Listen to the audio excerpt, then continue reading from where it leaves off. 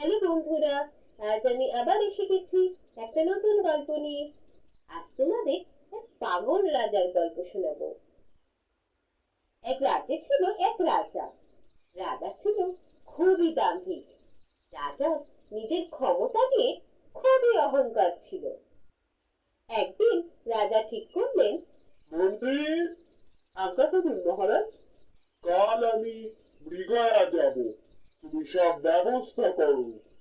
যে আজ্ঞা মহারাজ। আমি তাহলে লোক লস্করের ব্যবস্থা করি। না না, আমি কাল একাই যাব মৃগয়া করতে। মহারাজ, আপনি জঙ্গলে একা যাবেন? জঙ্গলে কত রকম বিপদ থাকে, তার থেকে কিছু লোক নিয়ে যান। কি বললে মন্ত্রী? তুমি কি আমার ক্ষমতা নিয়ে কোনো সংশয় প্রকাশ করছো? না না মহারাজ, আমি ঠিক সেটা বলতে চাইনি। আমি বলছিলাম আসলে। তো তুমি কি বলতে চাইছো? আমার মতো এমন এক ক্ষমতাশালী রাজা কিনা জঙ্গলে একা গিয়ে বিপদে পড়বে? এ কি হতে পারে নাকি?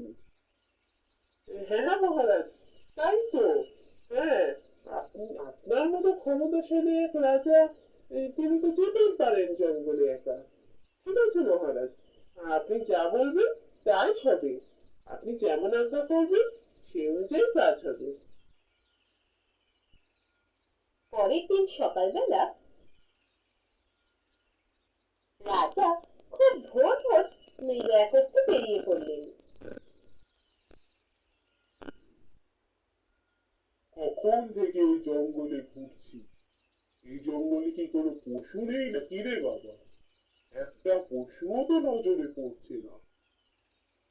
বেশ খানিকক্ষণ জঙ্গলে ঘোরার পর দূরে দেখছি একটা নদী বয়ে গেছে।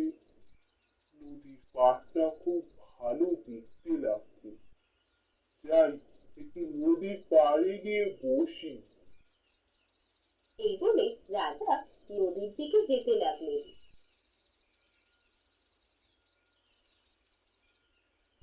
আহ, এই জায়গাটা কি সুন্দর, কি শান্ত পরিবেশ। এখানে বসে থাকতে কি ভালো লাগছে। মনটা একদম শান্ত হয়ে গেল। এমন সময় একটা পিঁপড়ে রাজার হাতে উঠে কামড়ে দিল। ওহ, হাতে কি একটা কামড়ালো, দেখি তো। এ কি, এ তো দেখছি একটা পিঁপড়ে। ও বাবা, এখানে তো দেখছি অনেক পিঁপড়ে রয়েছে। একটু যে নদীর ধারে শান্তিতে বসবো, এই পিঁপড়েগুলো আমায় বসতে দেবে না। আমি একজন রাজা, আমি যেখানে বসবো সেখানে কারোর আসার অধিকার নেই। দাঁড়া, আমি এক্ষুনি তোদের মজা দেখাচ্ছি।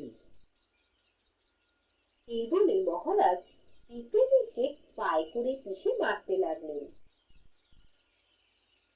এমন সময় হঠাৎ একটা পিঁপড়ে বলে উঠল, মহারাজ, আপনি আমাদেরকে এভাবে মেরে ফেলছেন কেন?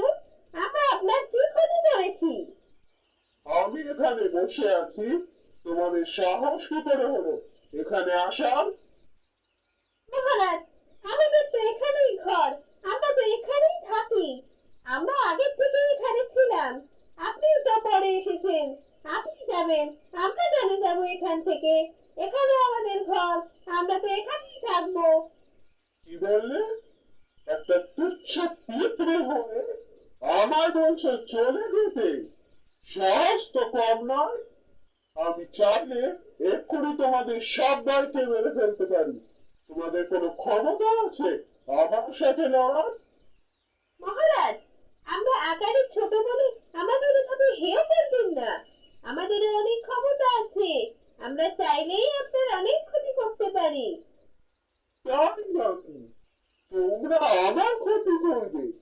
হ্যাঁ, আমার মতো ক্ষমতাশালী একজন রাজার ক্ষতি করবে নাকি একটা ছোট্ট পিঁপড়ে? ঠিক আছে ঠিক আছে, তাহলে ক্ষতি করো, দেখবো তুমি কত ক্ষতি করতে পারো আমার। মহারাজ, আমরা চাইলে আপনার সাম্রাজ্য ধ্বংস করে দিতে পারি। ঠিক আছে, আমিও দেখবো। তুচ্ছ পিঁপড়ের দল কি করে আমার সাম্রাজ্য ধ্বংস করে। কিছুক্ষণ পর রাজা সেখান থেকে চলে গেলে পিঁপড়েরা নিজেদের মধ্যে বৈঠক বসায়। আজকে মহারাজ আমাদের খুব বড় ক্ষতি করে দিয়ে গেছে, আর শুধু তাই নয়, আমাদের খুব অপমানও করেছে। এর বদলা আমাদের নিতেই হবে। ঠিক বলেছিস, কিন্তু কিভাবে নিবি? কিছু তো একটা আমাদের ভাবতেই হবে। হ্যাঁ, আমরা সবাই মিলে যাব ওই রাজার রাজ্যে, তারপর দেখি কি করে রাজার সাম্রাজ্য থাকে। ঠিক আছে, তাহলে আজ থেকেই আমরা শুরু করব রাজার সাম্রাজ্য ধ্বংস করার যাত্রা। এরপর কয়েকটা দিন কেটে গেল।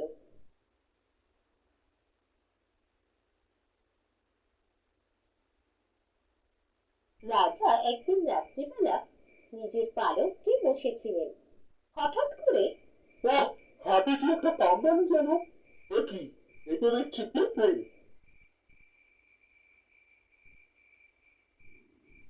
আমার ঘরে পিঁপড়ে এলো কোথা থেকে? রানী, রানী, বলুন মহারাজ। ঘরে এত পিঁপড়ে এলো কোথা থেকে? পিঁপড়ে? আরে হ্যাঁ, তাই তো। এখানে একটা পিঁপড়ে এলো কোথা থেকে? ঠিক আছে মহারাজ, আমি এক্ষুনি পরিষ্কার করাচ্ছি। হ্যাঁ, এখনই লোক দেখে এই ঘরটা পরিষ্কার করাও। পরের দিন সকালবেলা মহারাজ যখন সিংহাসনে বসে আছেন, হঠাৎ ওরে বাপরে, হাতে কি একটা কামড়ালো। ও কি জ্বলছে। দেখি, এখানে এত পিঁপড়ে এলো কোথা থেকে? দেখি, আমার পায়ে পিঁপড়ে ভর্তি হয়ে যাচ্ছে। সিংহাসন তো পুরো পিঁপড়ে ভর্তি হয়ে গেল। রাজ দরবারে এত পিঁপড়ে আসছে কোথা থেকে? মন্ত্রী। হ্যাঁ মহারাজ, আমি বুঝতে পারছি না, রাজ দরবারে আজ এত পিঁপড়ে এলো কোথা থেকে? আর কোথাও পিঁপড়ে নেই, শুধু আপনার সিংহাসন ঘিরেই পিঁপড়ে রয়েছে। এক্ষুনি পরিষ্কার করাও। জি আজ্ঞা মহারাজ, আমি এক্ষুনি পরিষ্কার করাচ্ছি। আহ, পিঁপড়েগুলো কি কামড়াচ্ছে।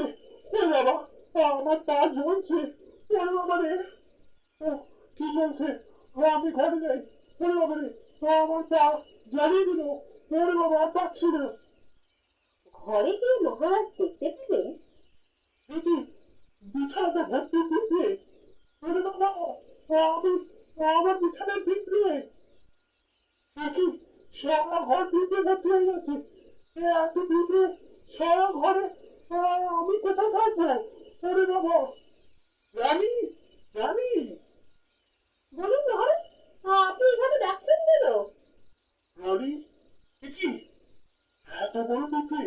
ওরে বাবা, এই পিঁপড়ে তো আমার মেরে ফেলবে। ওরে বাবা, আমার মেরে ফেলবে পিঁপড়ে। কি আপনি কি বলছেন মহারাজ? আপনি আমার দিকে তাকে পিঁপড়ে পিঁপড়ে করে চেঁচাচ্ছেন কেন? কি হয়েছে আপনার? মহারাজ জানেন, রাস্তাটা পরিষ্কার হয়ে গেছে। ওরে বাবা, এই তো আরো বড় পিঁপড়ে। ওরে বাবা, এটা দেখছে চারদিকে পিঁপড়ে। এসব পিঁপড়ে আমার মেরে ফেলবে। ওরে বাবা রে, এসব কি বলছেন মহারাজ?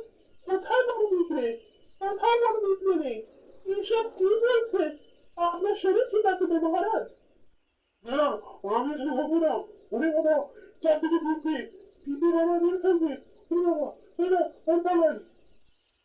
এই বলে মহারাজ রাজবাড়ি থেকে বেরিয়ে একটা নদীতে গিয়ে ঝাঁপ দিলেন।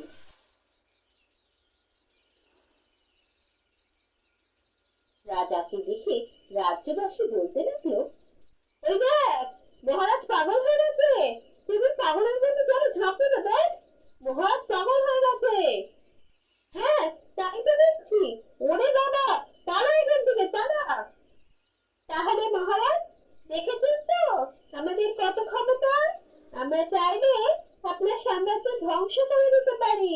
দেখুন, রাজ্যবাসী এখন আপনাকে পাগল বলছে, আপনাকে পাগল রাজা বলছে। দেখেছেন তো?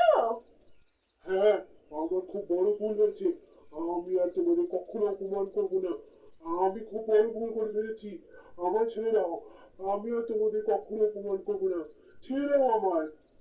ঠিক আছে মহারাজ, আমরা আপনাকে ছেড়ে চলে যাচ্ছি,